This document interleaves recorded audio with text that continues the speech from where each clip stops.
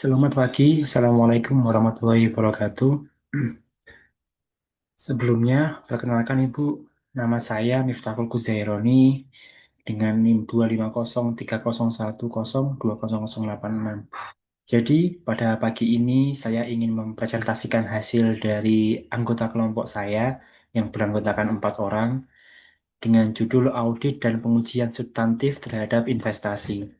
Jadi sebelumnya saya mohon minta maaf yang sebesar-besarnya karena saya melihat di aplikasi Adlink itu tidak ada deadline pengiriman tugas atau mungkin deadline-nya tidak di set di tanggal berapa, namun hanya tertera pada PDF tugasnya dan deskripsinya. Jadi saya mohon maaf sebesar-besarnya atas keterlambatan saya dalam penyampaian tugas ini atau hasil ujian ini. Jadi yang pertama, kita memilih tema ini sebagai bahan kita untuk ujian dan tugas kemarin tentang audit dan pengujian substantif terhadap investasi. Nah, yang pertama kita harus tahu dulu apa itu investasi. Jadi menurut Fabuzzi Endrick 2009 ini, investasi didefinisikan sebagai kegiatan mengelola aset yang berharga. Sedangkan menurut Tandelilin, investasi adalah komitmen atas sejumlah dana atau sumber daya lainnya yang dilakukan pada saat ini, dengan tujuan di masa datang akan memperoleh sejumlah keuntungan. Secara umum, investasi adalah aktivitas untuk menempatkan sejumlah sumber daya, seperti uang, waktu, dan usaha ke dalam sebuah aset dengan tujuan memperoleh keuntungan yang lebih besar di masa depan. Nah, dalam investasi ini ada beberapa jenis. Yang pertama yaitu investasi pada aset keuangan atau financial asset. Investasi yang dilakukan pada aset atau surat berharga yang tidak berwujud, seperti kita investasi di saham, di reksadana, di obligasi, sukuk, maupun deposito. Yang kedua adalah investasi pada aset berwujud, real asset. Investasi ini dilakukan pada aset yang berwujud atau fisik, jadi dapat kita lihat dan kita ukur secara jelas, seperti kita di properti, di emas, dan lain-lain, ataupun di mesin. Nah, prinsip akuntansi berterima umum dalam penyajian investasi di neraca. Sedangkan untuk prinsip akuntansinya ada 5. Yang pertama yaitu prinsip pengakuan, prinsip pengukuran, prinsip penyajian, prinsip pengungkapan atau disclosure, dan prinsip konsistensi. Jadi yang pertama adalah prinsip pengakuan, yaitu prinsip pengakuan mengatur kapan suatu investasi dicatat dan diakui dalam neraca perusahaan. Jadi lebih ke kayak sistemnya, entah itu akrual atau cash basis. Yang kedua yaitu prinsip pengukuran. Prinsip pengukuran mengatur dasar penentuan nilai investasi yang dicatat dan disajikan dalam neraca agar mencerminkan kondisi keuangan perusahaan yang wajar. Yang ketiga yaitu prinsip penyajian. Prinsip penyajian dalam mengatur bagaimana investasi ditampilkan dalam neraca. Jadi agar mudah dipahami dan mencerminkan kondisi keuangan perusahaan secara wajar.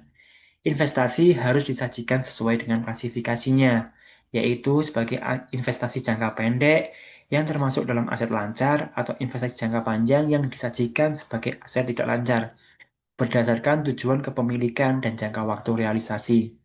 Yang keempat yaitu prinsip pengungkapan yang mewajibkan perusahaan menyajikan informasi yang memadai, relevan, dan transparan terkait investasi dalam catatan atas laporan keuangan atau CALK. Pengungkapan tersebut mencakup jenis dan tujuan investasi, dasar pengukuran yang digunakan, kebijakan akuntansi yang diterapkan, serta perubahan nilai investasi selama periode pelaporan. Yang terakhir yaitu prinsip konsistensi. Untuk prinsip konsistensi mengharuskan perusahaan menerapkan kebijakan dan metode akuntansi yang sama secara berkesinambungan dari satu periode ke periode berikutnya, termasuk dalam pencatatan dan pelaporan investasi.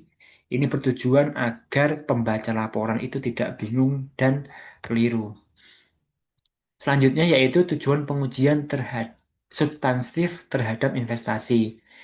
Yang pertama tujuannya adalah membuktikan keberadaan, membuktikan kelengkapan, membuktikan hak kepemilikan, membuktikan penilaian dan alokasi, dan yang terakhir membuktikan penyajian dan pengungkapan atau presentation and disclosure.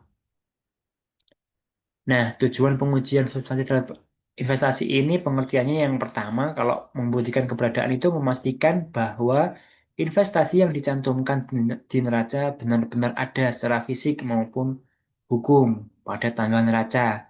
Jadi bukan fiktif. Yang kedua yaitu membuktikan kelengkapan. Ini bertujuan untuk memastikan bahwa semua transaksi investasi yang terjadi selama periode audit telah dicatat tanpa ada yang disembunyikan. Yang ketiga, membuktikan hak kepemilikan, memastikan bahwa investasi tersebut secara hukum adalah milik perusahaan, bukan milik pribadi pejabat atau pihak lain. Yang keempat, membuktikan penilaian.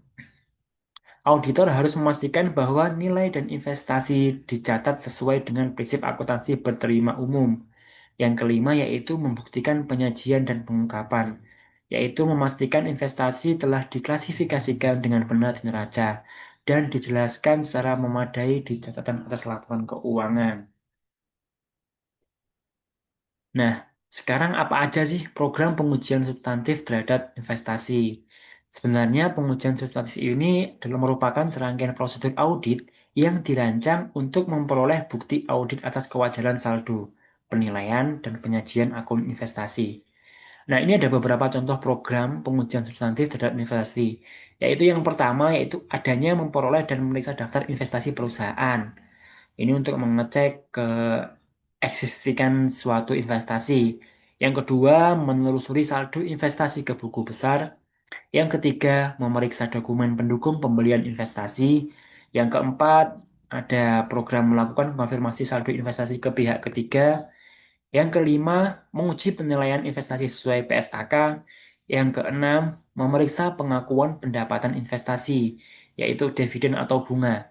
Yang ketujuh, memastikan klasifikasi investasi di neraca sudah tepat. Dan yang terakhir, ada juga program memeriksa kelengkapan pengungkapan investasi dalam TALK. Nah, di sini kita mengambil studi kasus dari Jiwasraya yang mengalami kegagalan kewajiban atau gagal bayar akibat kebijakan penempatan investasi pada instrumen aset yang memiliki resiko tinggi dan volatilitas ekstrim. Terjadi praktek manipulasi laporan keuangan atau window dressing untuk menyamarkan kerugian investasi dan mempertahankan opini laporan keuangan yang tampak sehat. Nah, ini ada manipulasi laporan keuangannya, terutama di bagian investasi.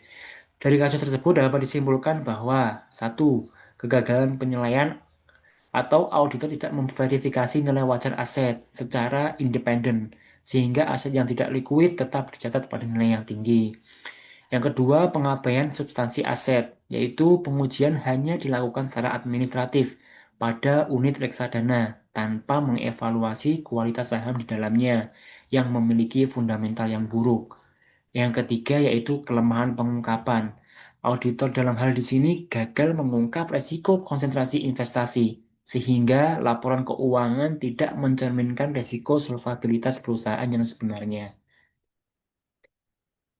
Jadi mungkin dapat kita simpulkan, audit terhadap instrumen investasi merupakan prosedur kritikal yang bertujuan untuk memastikan bahwa seluruh aset keuangan telah diakui, diukur, dan diungkapkan sesuai dengan standar akuntansi keuangan yang berlaku. Fokus utama pengujian substantif terletak pada verifikasi keberadaan atau eksistensi, hak kepemilikan atau rights, dan ketepatan penilaian atau valuation berdasarkan nilai wajar. Auditor bertanggung jawab untuk memastikan bahwa nilai investasi yang tersaji di neraca mencerminkan realitas ekonomi, bukan sekedar nilai nominal administratif. Mungkin hanya itu yang dapat saya sampaikan dan jelaskan. Kurang lebihnya mohon maaf. Sebelumnya saya memohon maaf lagi Bu atas keterlambatan penyampaian presentasi ini karena saya kira memang tidak ada deadline setnya ya. Jadi saya mohon maaf dan mohon untuk dapat dinilai dengan maksimal. Terima kasih sebelumnya. Assalamualaikum warahmatullahi wabarakatuh.